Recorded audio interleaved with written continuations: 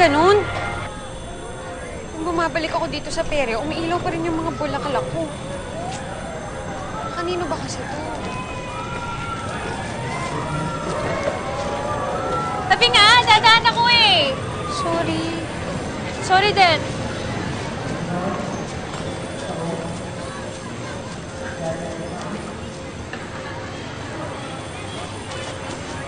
Hi, Els. Elsin mo mukha mo! Babatiin lang naman kita ng magandang gabi. Kaso, maganda ka pa sa gabi. Ewan ko sa'yo, loko-loko. Pati ako niloloko mo. Pwede ba? Lubay-lubayan mo nga ako. Hindi ako nakikipagbunuan sa'yo. Hey, kung yan ang gusto mo, hindi okay. Sorry.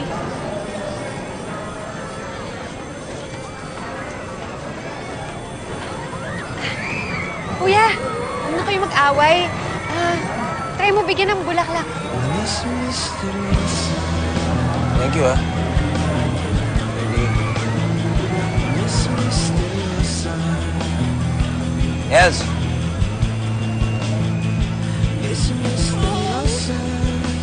Salamat! Huwag ka masyadong presko, ha? At saka pwede ba? Umalis ka sa harapan ko. Ayoko na makipagkita sa'yo kahit kailan. Thank you. Bye.